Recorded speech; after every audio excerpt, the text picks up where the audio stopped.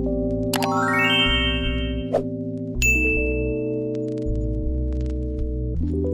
اللہ الرحمن الرحیم۔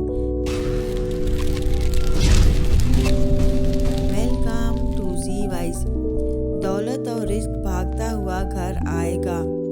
اللہ تعالیٰ نے رزق کے 16 دروازے مقرر کیے ہیں اور ان کی چابیاں بھی بنائی ہیں۔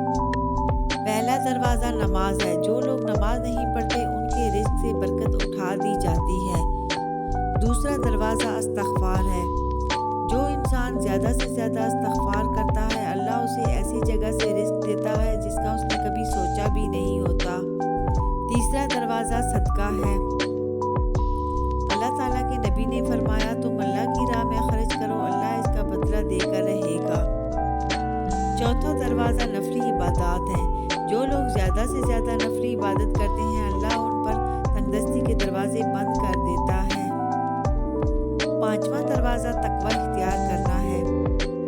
جو لوگ گناہوں سے دور رہتے ہیں اللہ اس کے لیے آسمان سے رزق کے دروازے کھول دیتا ہے۔ چھٹا دروازہ حج اور عمرہ کرنا ہے۔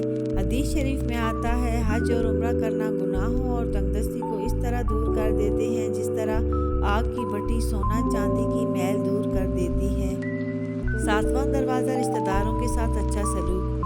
ایسے رشتہ داروں سے ملتے رہنا جو آپ سے قطع تعلق ہوں۔ آٹھواں دروازہ کمزوروں کے ساتھ صلہ رحمی کرنا۔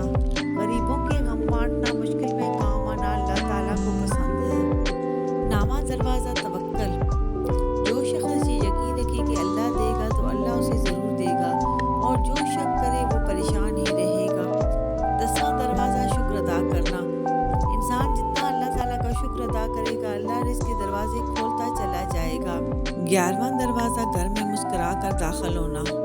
حدیث شریف میں آتا ہے کہ نبی کریم صلی اللہ علیہ وآلہ وسلم نے فرمایا اللہ تعالیٰ فرماتا ہے میں رزق بڑھا دوں گا جو شخص گھر میں داخل ہو کر مسکرا کر سلام کرے۔ 12واں دروازہ والدین کی فرما برداری کرنا۔ ایسے شخص پر کبھی رزق تنگ نہیں ہوتا جو شخص ماں باپ کی فرما برداری کرتا ہے۔ 13واں دروازہ ہر وقت باوضو رہنا۔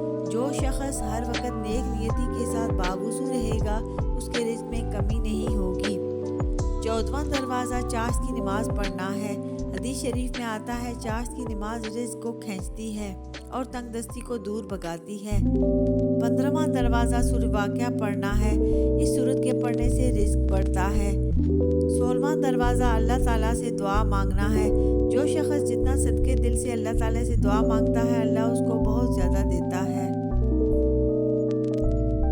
یا اللہ میرے والدین کو صحت، زندگی اور تندرستی عطا فرما اور بڑھاپے میں ان کے لیے آسانیاں فرما دے۔ آمین۔